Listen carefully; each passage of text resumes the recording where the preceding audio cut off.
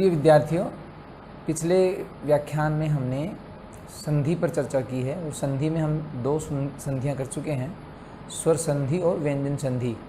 और ये भी आपको पता है कि ये विशेष श्रृंखला व्याख्यानों की प्रतियोगी परीक्षाओं को ध्यान में रखकर की जा रही है और इससे आप अधिकाधिक लाभ उठाने की कोशिश करें, क्योंकि यह सामान्य हिंदी का जो भाग है जो हम करेंगे, आगे भी और करेंगे, ये सब हर परीक्षा में, राजस्थान की तो हर परीक्षा में पूछा ही जाता है, चाहे वो RS मेंस परीक्षा हो, चाहे वो अन्य कोई और परीक्षाएं हों, सब में हिंदी व्याकरण से संबंधित ये चीज़ें जो हम यहाँ करवा रहे हैं और कंपोजिशन से संबंधित, रचनाओं से संबंधित भी हम कुछ करेंगे। तो ये सब प्रतियोगी परीक्षाओं की दृष्टि से बहुत ही उपयोगी हैं।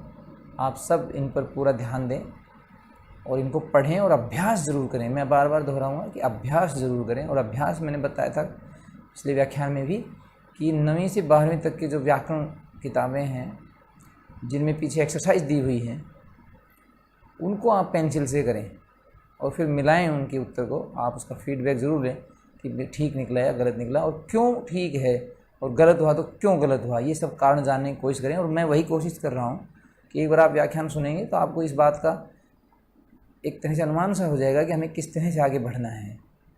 तो मैं चाहता हूँ कि आप में वो सामर्थ्य विकसित हो जाए सवालों को करने, क्योंकि हर एक शब्द का तो यहाँ विवेचन करना और विश्लेषण करना संभव नहीं है, कहीं भी संभव नहीं है। और पुस्तक में अगर आप करेंगे तो रटना जैसा हो जाएगा, फिर आप भूल जाएंगे। तो एक बार आप इसकी मैकेनिज्म और टेक्निक समझ लीजिए और फिर अभ्यास कीजिए।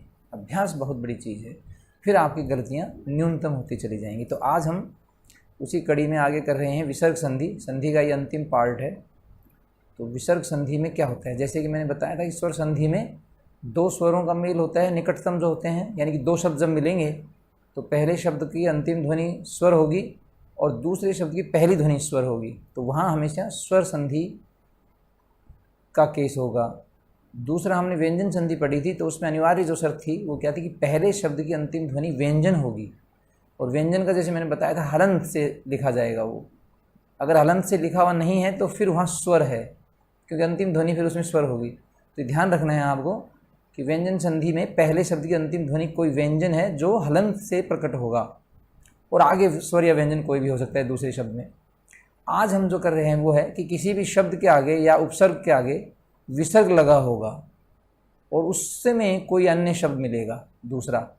तो दूसरे शब्द की जो पहली ध्वनि है वो स्वर भी हो सकती है या व्यंजन हो सकती है, लेकिन पहले शब्द की अंतिम ध्वनि अनिवार्य रूप से विसर्ग होनी चाहिए। यानी कि वो विसर्ग जो है अंत में दिखना चाहिए कि ये विसर्ग लगा हुआ है। तो उससे मेल क्या, यानी कि विसर्ग अपने आप में क्या व्यवहार करता है संधि के दौरान, ये हमें आज देखना है। तो ये बात आपको ध्यान रखनी है कि विसर्ग अगर लगा हुआ आ रहा है पहले शब्द के अंत में तो वो विसर्ग संधि का केस बनेगा। तो किस तरह से विसर्ग व्यवहार करता है वो हम ज़रा देखते हैं। आइए देखें। देखिए, विसर्ग संधि में पहला केस हम लेते हैं, जैसे आपको दिख रहा होगा सामने कि विसर्ग के सामने स्वर या व्यंजन दोनों आ सकते हैं। ठीक है, तो सबसे पहले हम देखते हैं कि स्वर आए तो क्या होगा। तो स्वर आए, जैसा कि वहाँ मैंने बताया था आपको कि व्यंजन संधि में यदि सामने स्वर आ रहा है तो अनिवार्य रूप से वो व्यंजन अपने तीसरे वर्ण में बदल जाएगा। ठीक है, ऐसे ही यहाँ भी ये सामान्य नियम है कि विसर्ग के सामने यदि स्वर है, स्वर से आरंभ होने वाला कोई शब्द है, तो विसर्ग अनिवार्य रूप से रे में बदल जाएगा। ये सामान्य नियम। विसर्ग जो ध्वनि है वो किस में बदल जाएगी, रे में। और रे कैसा होगा, आधा। ये ध्यान रखना, आधा रे। और आधा रे लगाने की एक परंपरा है, ठीक है ना। लेकिन यदि आगे स्वर है तो स्वर मिलके वो पूरा रे हो जाएगा। अगर ए है तो ए ही रह जाएगा, आ है तो रा बन जाएगा। इस तरह से ये बनते हैं। इसी प्रकार तृतीय और चतुर्थ और पंचम वर्ण स्वर के साथ साथ यदि व्यंजनों के वर्गों में अगर हम देखें तो तृतीय, चतुर्थ और पंचम, पहले दूसरे को छोड़ रहे हैं अभी हम, सारे स्वर और तृतीय, चतुर्थ और पंचम वर्ण भी अगर आए तो भी अनिवार्य रूप से विसर्ग किस में बदल जाएगा, स्वर में, रे में बदल जाएगा, आधे रे में बदल जाएगा। ठीक है, और आधा रे लगाने की परंपरा आपको पता है, वो मैं अभी बताऊंगा उदाहरणों में। उसके अतिरिक्त ये वे ले, रे को हम छोड़ रहे हैं अभी, ये वे ले भी यदि आए यानी कि ये वे ले से भी शुरू होने वाला कोई शब्द हो विसर्ग के सामने, तो भी विसर्ग सामान्यतया रे में बदल जाता है। रे का मतलब आधा रे। तो ये पहला नियम है हमारा कि विसर्ग के सम्मुख यदि स्वर आए और व्यंजनों के वर्गों के तीसरे, चौथे, पांचवें आए, या ये वे और ले आए, तो विसर्ग की जो ध्वनि है वो आधे रे में बदल जाती है। ठीक है, स्वरों के साथ मिलके तो वो मात्रा लग जाएगी और व्यंजनों के साथ वो ऊपर लगेगा, एक फ्लैग की तरह लगता है, जब मैं अभी अब आपको बताऊंगा। तो देखें इस सामान्य नियम के कुछ उदाहरण। देखिए जैसे एक आता है, आपने देखा होगा कि निह प्लस, ज़्यादातर आपके विसर्ग उपसर्गों के साथ मिलेंगे आपको। तो निह जैसे शब्द है, निह के आगे अगर आप लगाएंगे आहार, आहार माने भोजन, तो क्या बनना चाहिए? अब देखिए स्वर सामने आ गया, विसर्ग के सामने क्या है? स्वर है, इसका मेल हमें कराना है। तो विसर्ग का क्या बनेगा? आधा रे, और आधा रे में जब आ मिलेगा तो आ की मात्रा लग जाएगी, पूरा रे हो जाएगा। तो क्या बना ये? निराहार। ये देखिए आप सब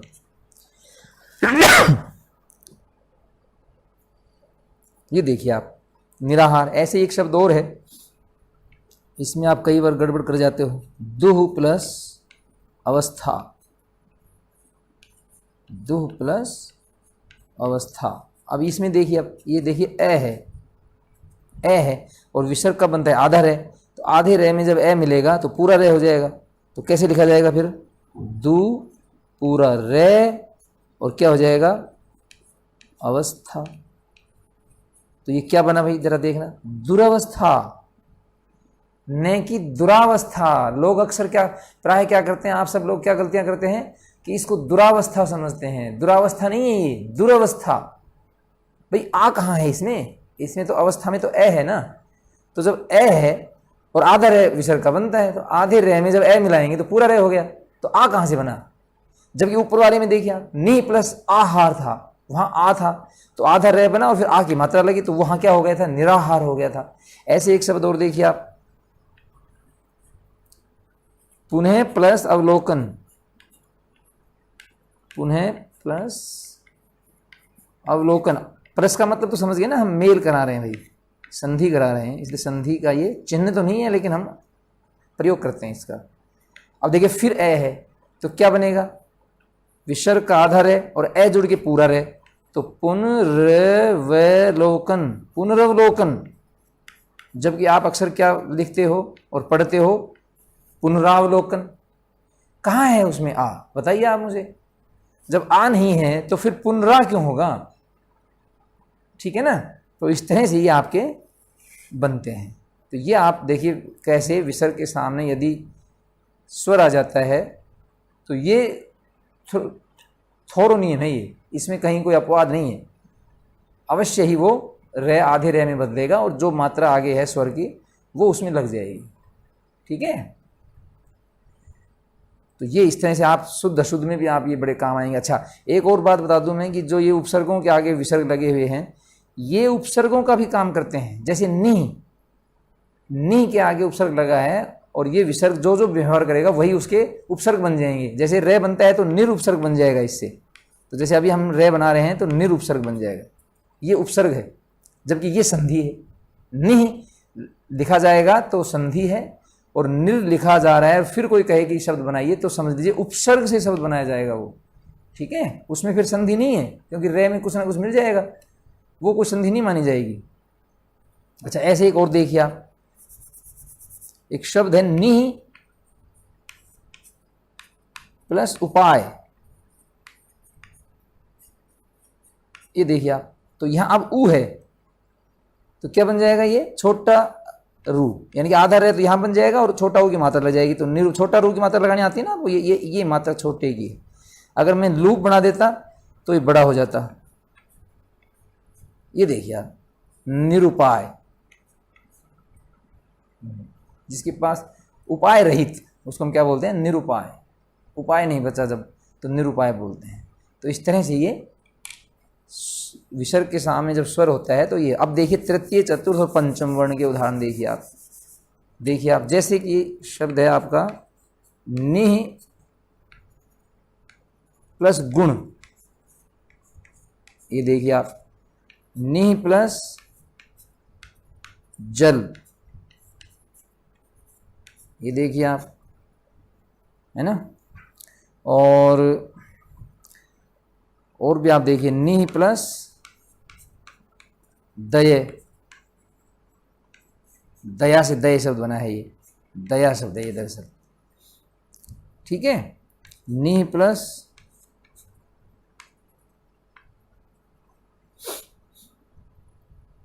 मल, ये देखिए आप, निह प्लस योग,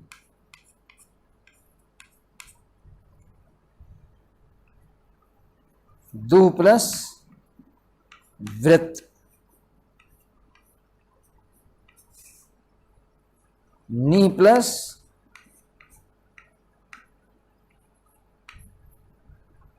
लिप्त। तो ये क्या बनेंगे देखिए आप, तो तृतीय वर्ण है, तृतीय वर्ण है, तृतीय वर्ण है, तृतीय वर्ण है, ये वाले हैं, ठीक है। तो इसमें आप देखिए, इसमें भी एक सामान्य नियम लगता है, और वो है कि ज़्यादातर केसेस में विसर्ग किस में बदल जाएगा, आधे रे में बदल जाएगा। तो ये तो क्या हो जाएगा, आधा रे। देखिए अब आप कहाँ लगेगा, स्वर जब था जब तो मात्रा लग गई थी रे में, लेकिन अब क्योंकि तृतीय वर्ण है, चतुर्थ वर्ण है, जो भी है, तो उसके आगे आप देखिए क्या लगेगा, आधा रे है। आधा रे गए के साथ कैसे मिलेगा, तो उसके ऊपर जाएगा, वो एक फ्लैग की तरह। कैसे, ये फ्लैग है, ये देखिए। तो इस तरह क्या बन गया, ये निर्गुण। इसी तरह ये क्या बन जाएगा, निर्जल, निर्झर भी बनता है, झरना जैसे होता है ना। निदय, निर्दय, दया जिसमें नहीं हो उसको हम क्या बोलते हैं, निर्दय। आजकल बहुत निर्दयता छाई हुई है। कोविड के इस काल में जब करुणा की धारा बहनी चाहिए थी, बह रही है, उसमें कोई शक नहीं है, लेकिन निर्दयता की भी हद है। तो ये देखिए आप, पहचानिए ऐसे समय को भी कि जिसमें निर्दयता, जब करुणा की जरूरत है तो निर्दयता छाई जा रही है। ऐसे निमल, अब देखिए पांचवा वर्ण भी है, तो इसमें भी क्या हो जाएगा, निर्मल, स्वच्छ, मल रहित। दरअसल निह का जो अर्थ निकलता है वो क्या है, ऐसे निर्योग, ऐसे दुर्वृत्त, दुर्वृत्त, दुर्वृत्त समझते हो किसको कहते हैं, जिसकी वृत्तियां बुरी हैं। आजकल बहुत बुरी दुर्वृत्त लोग हैं, हठी लोग हैं, बुराइयों को आगे बढ़ाते हैं, वो दुर्वृत्त कहलाते हैं, जिनका उद्देश्य यही होता है कि बुराइयां ज़्यादा से ज़्यादा फैलें और उस पर वो हठपूर्वक डटे रहते हैं, वो कहलाते हैं दुर्वृत्त। अब देखिए ऐसे ही है निर्लिप्त, जो कहीं लिप्त नहीं होता उसको आजकल निर्लिप्तता कम रह गई है, हर आदमी हस्तक्षेप करता है और लिप्त हो जाता है, तो ये निर्लिप्त शब्द। तो ये वे में और तृतीय चतुर्थ पंचम वर्ण में इस तरह से रे बनता है, आधा रे बनता है ये दरअसल, और ये आधा रे हमेशा ऊपर फ्लैग की तरह लगता है। तो ये था आपका विसर्ग के सम्मुख स्वर हो या तृतीय चतुर्थ पंचम वर्ण हो या ये वे लय हो, तो उसका क्या बन जाएगा, रे बन जाएगा आधा। अगला देखिए, अगले केसेस हैं। अब ये तो सामान्य नियम की बात हो गई। अब देखिए आप, दूसरा है, इसमें अलग अलग केसेस आएंगे। सबसे पहले है विसर्ग के सामने, अच्छा हमने क्या तृतीय चतुर्थ वर्ण ले लिया और स्वर ले लिया, अब बचे कौन से, पहले और दूसरे, ठीक है ना। तो पहले और दूसरे में अलग अलग व्यवहार होता है, इसलिए हमने इनको अलग अलग लिखा है कि पहले जैसे क और ख है, तो ख तो महाप्राण है, तो ख में तो कम ही शब्द आपको मिलेंगे, तो क ज़्यादा मिलेगा आपको। तो देखिए विसर्ग के साथ जब क से आरंभ होने वाला कोई शब्द हो तब क्या बनेगा, तो दो चीज़ बनेंगी, या तो षटकोण वाला स बनेगा यानी कि मूर्धन्य स बनेगा आधा, या दंत्य स बनेगा आधा। विसर्ग का आधा ही बनेगा, पूरा कुछ नहीं बनता उसमें, ठीक है ना। आधा रे बनेगा वहाँ पर, यहाँ भी जो बनेंगे वो सब आधे बनेंगे, ठीक है। तो क के साथ जब विसर्ग के साथ जब क का मेल होगा, ख के कोई शब्द ऐसे है नहीं, हैं तो भी वो ऐसी तरह बदलेंगे। तो श और से, दंत्य और, तो कहाँ दंत्य होते हैं ये कुछ शब्द आप ध्यान से देखिए। जैसे दु प्लस कर, इसमें तो क्या हो जाएगा आपका, इसका कोई नियम नहीं है, नियम के चक्कर मत पड़ना, आप वैसे ही आपको ये याद करने पड़ेंगे। दुष्कर और नियम हो तो आप देखिए इसमें निकाल लेना नियम। मैं आपको उदाहरण दे रहा हूं, पुरह प्लस कार, इसमें आपका क्या हो जाएगा, पुरस्कार। पुरस्कार, पुरस्कार में आप अक्सर गलती करते हो, पुरस्कार बोलते हो। पुरु कहाँ है भाई, इसमें पुरह है, पुरह प्लस कार, तो विसर्ग का आधा से हो गया ये देखिए यहाँ पर, ये देखिए आप पुरस्कार। ऐसे ही आवी, यहाँ फिर आप देखिए आवी प्लस कार, तो ये क्या हो गया, आविष्कार। यहाँ भी आपका मूर्धन्य श बनेगा, ये देखिए, ठीक है। आप एक और देखिए, नी प्लस कपट,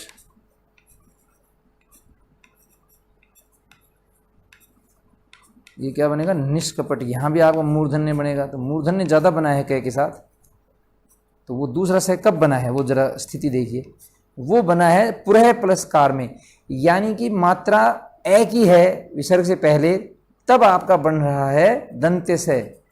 अदरवाइज दूसरे केसेस में जब मात्राएं अलग हैं, ए की डिफरेंट मात्राएं हैं और फिर विसर्ग है, तब आपका बन रहा है मूर्धन्य से। तो ये अगर आप नियम भी देखना चाहे तो ये इसको आप नियम भी मान सकते हो। तो इस तरह से आप देखिए क के साथ ये व्यवहार होता है। तो विसर्ग या तो मूर्धन्य से में बदला है या दंत्य से में।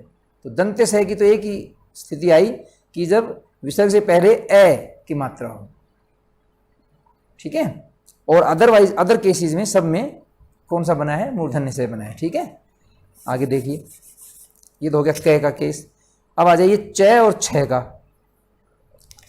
च और छ में देखिए, जय झ ये का कोई शब्द होता नहीं, जय और झ में तो रे बन गया। तो च और छ में क्या बनेगा, क्योंकि च तालव्य है तो विसर्ग किस में बदल जाएगा, तालव्य श में।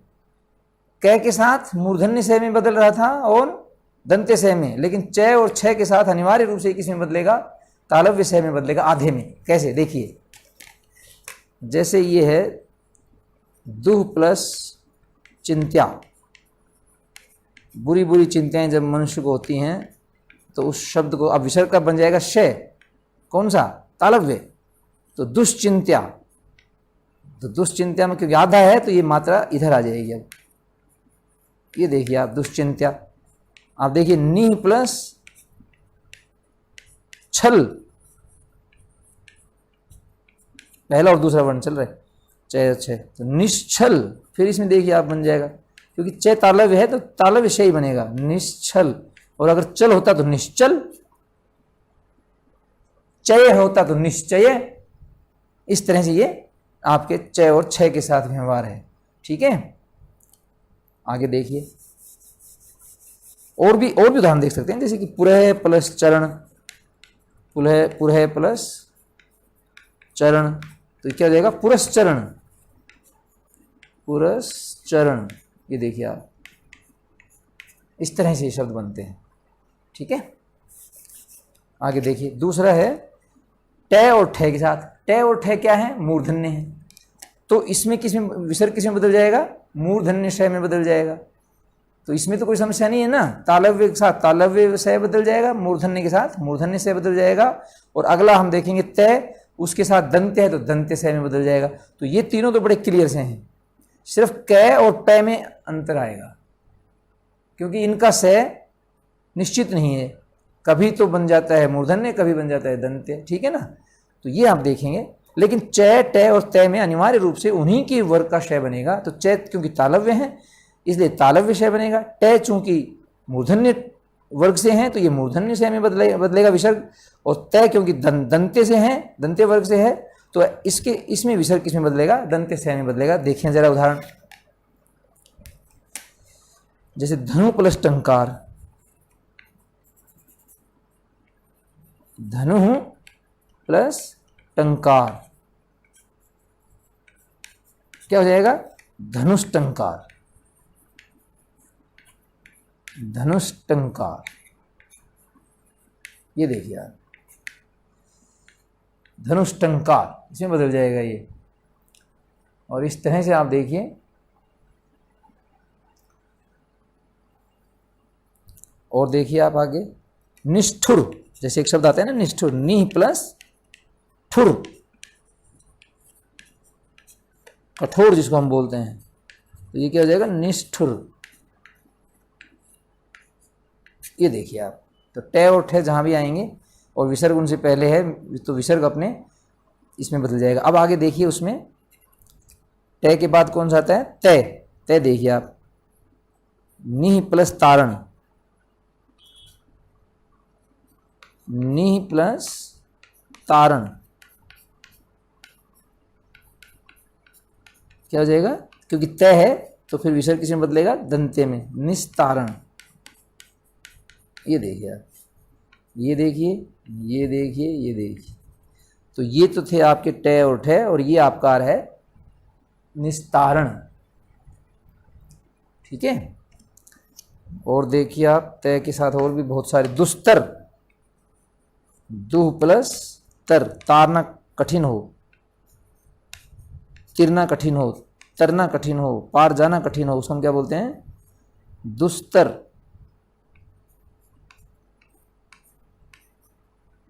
ये देखिए आप, तो इस तरह से ये आपके तय के हो गया। अब आ जाइए, अच्छा च छः के हो गए हमारे, अब अगले पे आ जाइए, इनको मैं मिटा देता हूं। अगले पे आइए, अगला है पै। पै में हमने देखा है कि केवल मूर्धन्य सह में ही हमें उदाहरण मिले हैं केवल, तो दंत्य सह के कोई उदाहरण नहीं मिले, या तालव्य सह के। तो पै के साथ भी ये सिर्फ मूर्धन्य सह में बदलेगा विसर्ग। जैसे उदाहरण देखिए आप, नि प्लस पाप, क्या बनेगा, निष्पाप, दिस वन।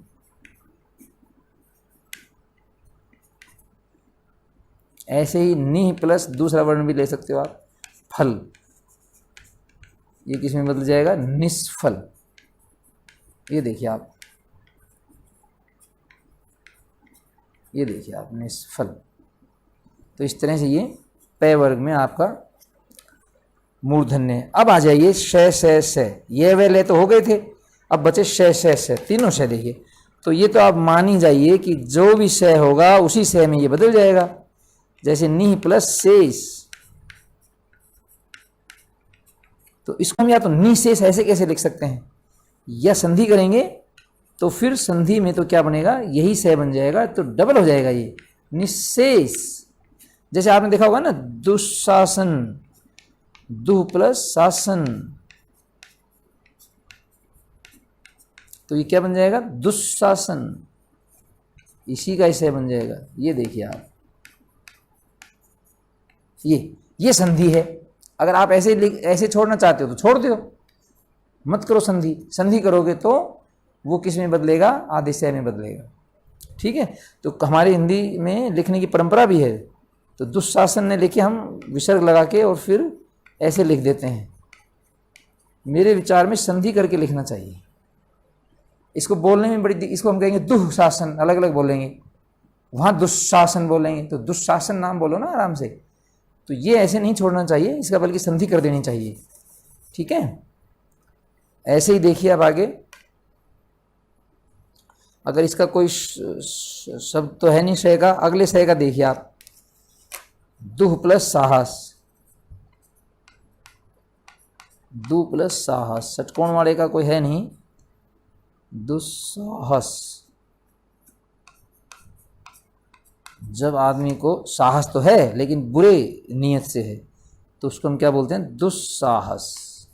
ये देखिए आप, साहस तो है लेकिन नीयत अच्छी नहीं है, बुरी नीयत है, इसलिए उसको दुस्साहस बोलते हैं।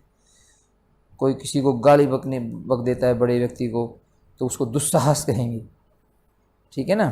दुस्साहस कई बार पॉजिटिव भी होता है, छोटे बच्चे कई बार सामना कर लेते हैं तो हम उनको उनका दुस्साहस ही कहेंगे। ठीक है। लेकिन ज़्यादातर ये, क्योंकि दुह जो शब्द है ये बुरे के अर्थ में प्रयोग होता है, ये उपसर्ग जो है बुरे के अर्थ में प्रयोग होता है, तो ऐसे ये दुस्साहस है। ठीक है, ऐसे निह प्लस सार देखिए, निह प्लस सार, सार रहित, कोई सार नहीं हो जिसमें, ये निस्सार जगत है। जगत को क्या कहा है संतों ने? निस्सार। ये देखिए आप,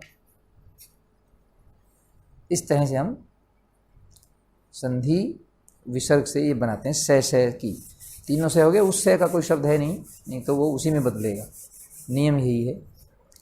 आगे देखिए, अब बचा रे, अब बचा रे भाई। अब हमने सारे कर लिए, सारे व्यंजन आ गए, सारे स्वर आ गए।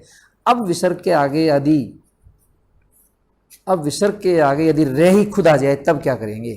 क्योंकि रे तो बन रहा था सामान्य नियम में, रे तो सामान्य नियम में बन रहा था। फिर तो इसके लिए एक तरीका निकाला, किसने निकाला? व्याकरणों ने, व्याकरणाचार्यों ने निकाला। और वो क्या निकाला कि नी प्लस रस अगर है तो जैसे मैंने लिखा है इसमें कि रे तो बनेगा, तो रे अगर विसर्ग के सामने रे आ जाए, स्वयं रे आ जाए, तब क्या हो? आधा रे तो बनना नहीं है, आधा रे कहाँ लगाओगे फिर? और फिर क्या स्थिति बनेगी? तो फिर वो क्या बनता है? विसर्ग वाले वर्ण की दीर्घ मात्रा हो जाती है। अब देखिए, विसर्ग वाले वर्ण की दीर्घ मात्रा हो जाती है। तो यहाँ छोटी मात्रा है नी, छोटी मात्रा है तो इसकी मात्रा बड़ी हो जाएगी और विसर्ग हट जाएगा। ये जरा ध्यान से देखिए, क्या हो जाएगा? बड़ी मात्रा हो जाएगी और ये क्या हो जाएगा? नीरस। तो कभी भी हम इसको निरस नहीं बोलेंगे, नीरस बोलेंगे, क्योंकि अब विसर्ग नहीं है संधि में। संधि होते ही विसर्ग हट गया और उसमें परिवर्तन क्या हुआ? उस मात्रा में दीर्घीकरण हो गया। ऐसे नी प्लस रोग है, नी प्लस में निरोग नहीं कहेंगे हम कहेंगे नीरोग, बड़ी मात्रा, नीरोग। ये देखिए आप, इसमें आप काफ़ी गलतियां करते रहते। तो विसर्ग को हमने इसमें किसमें परिवर्तित कर दिया? विसर्ग से, विसर्ग वाले वर्ण की मात्रा में हमने दीर्घीकरण कर दिया, बड़ी मात्रा कर दी हमने। तो नीरस, नीरोग, नीरुजता, ऐसे ही शब्द बनते रहते हैं इसमें। ठीक है, जैसे एक दू का भी उदाहरण है, दू प्लस राज, बुरा राज, उसको हम क्या बोलते हैं? दूराज हो जाएगा। ये बड़ा दूराज। ये देखिए आप, तो जहां जहां भी रे आएगा विसर्ग के सामने, वो विसर्ग वाली जो ध्वनि है, विसर्ग वाला जो वर्ण है, वो अपनी बड़ी मात्रा के साथ उसमें आ जाएगा और विसर्ग हट जाएगा। तो ये आपका विसर्ग के साथ जब रे आ रहा था तो था। ऐसे बहुत से उदाहरण आपको मिल जाएंगे जब आप अभ्यास करेंगे। अब आता है तीसरा नियम। ये तो थे विशेष, दूसरा हो गया था। अब तीसरा क्या है? अब तीसरी स्थिति ऐसी है जब ये नियम नहीं लगे तो फिर हम क्या करेंगे? विसर्ग को ओ में बदल देंगे। ये देखिए आप, कोई भी व्यंजन सामने आए, स्वर तो आएगा नहीं, स्वर में तो मैंने बताया था कोई अपवाद है ही नहीं। तो कोई व्यंजन आ जाए और ये पिछले नियम नहीं लग रहे हों, पिछले नियम अगर नहीं लग रहे हों, देखिए पहला दूसरा नहीं लग रहा हो, तो फिर हम क्या करेंगे? उसका विसर्ग का क्या कर देंगे? ओ। तो जैसे उदाहरण देखिए आप, ये आपको अपने अभ्यास से ही करने पड़ेंगे। माने अगर इसमें आप नियम खोजने लगोगे तो भटक जाओगे और याद भी नहीं होगा कुछ। और नियम कितने याद करोगे नियम ऐसे? क्योंकि हिंदी व्यवहार की भाषा है, तो व्यवहार से ज़्यादा सीखो इनको। तो मन है प्लस योग, अब इसमें कोई आपका जो है पिछला नियम काम नहीं आ रहा, तो आप सीधे क्या लिखेंगे? मनोयोग, मनोयोग। लेकिन जब ये आ जाए मन है प्लस ताप, तब नियम लग जाएगा, क्योंकि तय है तो तय के साथ विसर्ग हमेशा अपने ही सह में बदलेगा, यानी कि दंत्य सह में। तो क्या हो जाएगा? ये मनस्ताप। इस तरह आप इनको सीखेंगे, ये हो जाएगा मनस्ताप। तय के साथ तो ये नियम आ जाएगा। ठीक है, लेकिन यहां फिर देखिए आप, मन है प्लस रोग। अब इसमें मात्रा क्या करोगे? अब मात्रा तो बड़ी होगी नहीं, इसमें मात्रा तो बड़ी होगी नहीं, क्योंकि ए ही है इसमें। तो आ का आ दीर्घीकरण, मना रोग होता नहीं है कोई, तो हम क्या लिखेंगे इसको? मनोरोग। ये दीर्घीकरण है एक तरह से, तो इसमें भी ओ बन गया आपका, मनोरोग। ठीक है, ये देखिए आप, यश है प्लस धरा, जिसने यश धारण कर लिया है, या धरा पर जिसका यश है, वैसे तो धारण करना होना चाहिए, यश है प्लस धरा। अब देखिए आप क्या करेंगे, इसमें क्या करेंगे? यशोधरा, ओ में बदल जाएगा ये देखिए आप, ठीक है। तो इस तरह से ये आप देखिए बनते हैं। तो जब भी आपको कोई नहीं मिले तो ये आ जाएंगे इसमें, लेकिन कई बार कुछ बदलता नहीं। जैसे अधय, एक उदाहरण देख लीजिए, उससे आपको आइडिया आ जाएगा। अधय प्लस गति, ये तो आपका हो जाएगा अधोगति, ये तो क्या हो जाएगा आपका अधोगति, ओ में बदल गई। लेकिन जब अधय पतन आए तब वैयाकरणाचार्य बोलते हैं कि इसमें ओ नहीं होगा, ये ऐसे के ऐसे लिखा जाएगा अधय पतन, यानी कि कोई संधि नहीं है इसमें। अब अधोपतन नहीं, हम अक्सर अधोपतन बोल देते हैं, जबकि अधोपतन नहीं होता, ये क्या होता है अधय पतन, अधय पतन ही बोला जाएगा। तो ऐसे कुछ शब्द हैं, आप उनको देख लेना जिनमें संधि नहीं हो रही है, ठीक है। तो इस तरह से ये विसर्ग संधि हमारी कंप्लीट होती है। सारी चीजें आ गई, स्वर आ लिया तो हमारा क्या बना, एक क्विक रिव्यू देखते हैं इसका, कि जब विसर्ग के सम्मुख स्वर आ जाता है तो वो विसर्ग अनिवार्य रूप से रे में बदलेगा, रे आधा, और जो भी स्वर उसके सामने है उसी की मात्रा उसके साथ लग जाएगी। जैसे निराहार, जैसे मैंने बताया था आपको, ठीक है ना। दुरुपयोग बताया था, दु प्लस उपयोग दुरुपयोग। अच्छा एक और देखिए, जैसे उदाहरण इसी में ही एक उदाहरण देखिए इसका, दु प्लस अवस्था बता दिया क्या मैंने ये, तो ये क्या हो जाएगा दुरवस्था, बता दिया शायद ये तो मैंने। अब जैसे एक और है उदाहरण, जैसे नि प्लस अव्यव, तो ये क्या बनेगा निरव्यव,